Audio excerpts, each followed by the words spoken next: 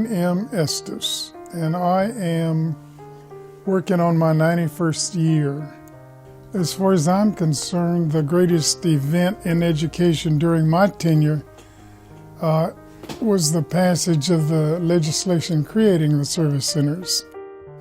And it took really significant leadership on the part of the Texas Education Agency and the support of the superintendents of schools for that legislation to pass. So from my point of view, that was a significant event. Well, one of the most major early on initiatives that occurred was creating a system to provide technology for school districts to use in their various functions. For example, when we got started in that arena, one of the major projects we had was being able to use technology to report grades to parents. So, report cards via technology was new, and actually it was not easy to pull off to begin with. The Texas Education Agency was interested in us developing that assistance and helped us a lot, and so we were early developers of the use of technology for a lot of the things that schools take for granted now. And so that was one of our major accomplishments. We did it not only for Region 20, but we did it for the whole state of Texas, all the school districts.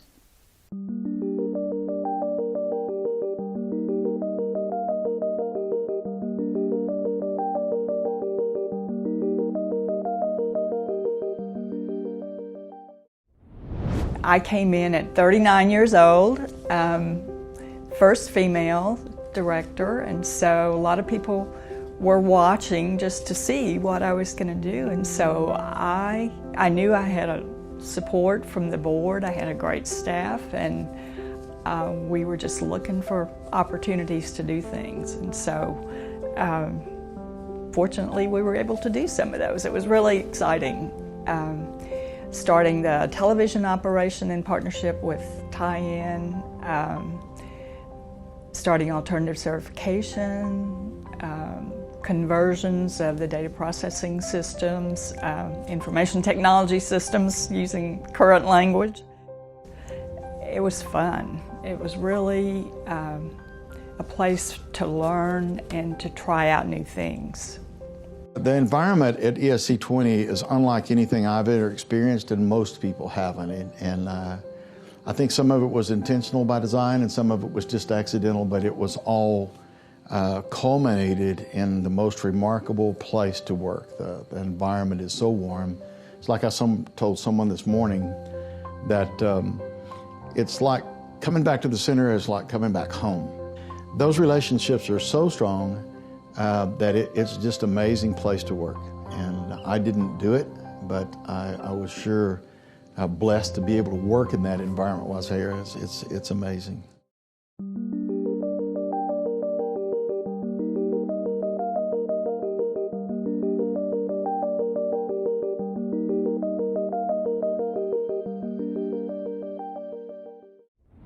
ESC 20 has a long history of having dedicated and talented individuals come to work in this organization.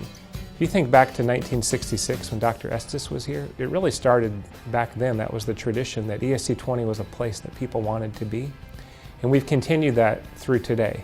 And I think we'll continue that path forward because ultimately that's our brand. We put great educators out in front of other educators in our region and really have an opportunity to impact student performance and the lives of students across this region. And that's done through a talented workforce. I think one of the things that makes ESC 20 stand out is the awesome service that we provide to the clients that we serve. So when you think about an education service center, the first thing you'll note is that service is our middle name, and we really do take that to heart. Our number one core belief here is service first. And we talk about that a lot. We look for examples of it. We really expect that, and we hire for it. So we hire people who are like-minded and that really believe in service to others.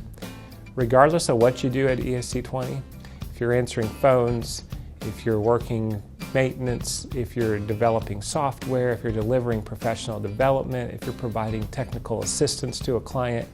Service is the one thing that runs through all of that, and we really have a great reputation for service.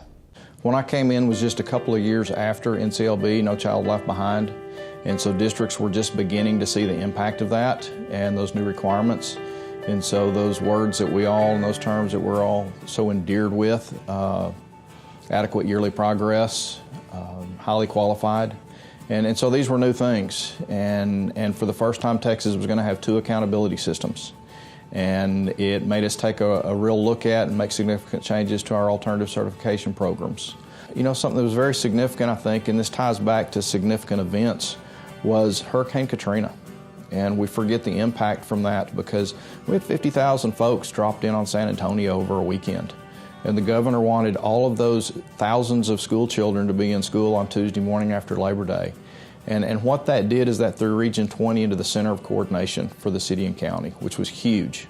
And so then you look a few years down the road later, when the city and county put together a very nice and very formal emergency operations center, there was a desk there specifically for Region 20 because we had assumed a role of coordination. I think to hone in on one set of things was all the activities we did around the United Way. It allowed us to be a significant contributor to our larger community. But we did a lot of things, social in nature, but that were also fundraising, that were just fun and brought us together. I mean, I got to throw out first pitch at a missions game.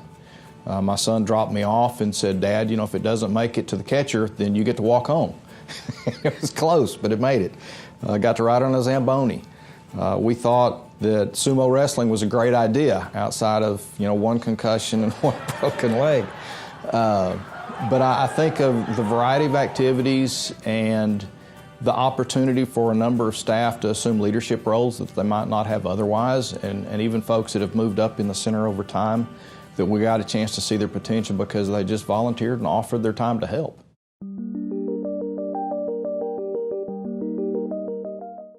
One of the things I wanted to talk about was the Living Science Center. We created the Living Science Center, and actually I think we wrote a grant to the federal government to obtain funds to get it started.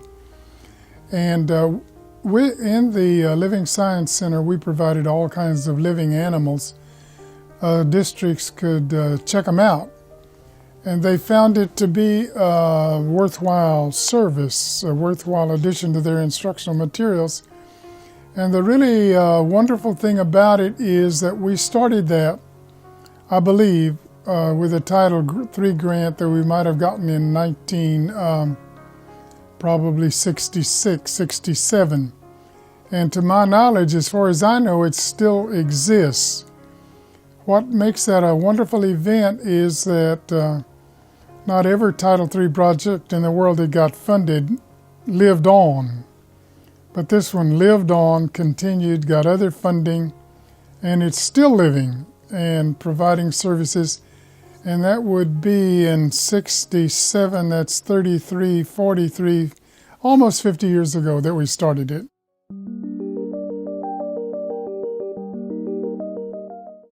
I think there'll always be a role for service centers because I think the leadership is creative enough to see where the gaps are in terms of what schools can do for themselves and what they need help doing. And so I believe that service centers will be strong as leaders and providing high quality support for districts all across the state. The need for service centers will never diminish. I see that continuing to increase. As our student population, we see more challenges with the adult population that we serve the same way, the number of students, the restriction on resources, and so the need will be greater than ever. It has other reasons that it's been great and will continue to be great is the continuous leadership that it's had. They haven't had a lot of changes in leaders, and they've had years and years of continuous leadership. That's been true from the beginning, and it's true now, and it'll be true in the next 10 to 20 years. People want to be part of this organization. There's a nice buzz around the the culture of this organization, and people know the types of people that work here, and they want to work alongside those individuals. So I think we'll continue to focus on employee talent and really do a good job of attracting the best and the brightest so that they can come and work with the educators across the region. But ESC 20 is currently, in my opinion, at least one of the top leading ESCs, and in my opinion, it is by far and away the most prominent ESC, not just in the state, but in the nation. If you go look across the United States and people talk about education service agencies and those that perform well, San Antonio, ESC 20 in San Antonio is always going to be in that conversation. It's been that way because of the hard work and the magnificent job that the employees do here. And I'll say this, the one thing we do well is we hire great people and we turn them loose and let them bloom. And that has paid huge dividends for the ESC 20. So I see ESC 20 in the future, regardless of what happens, state or national wide, is going to be and remain one of the leading entities looked to whenever people look at service agencies. San Antonio and ESC 20 is always going to be a standout.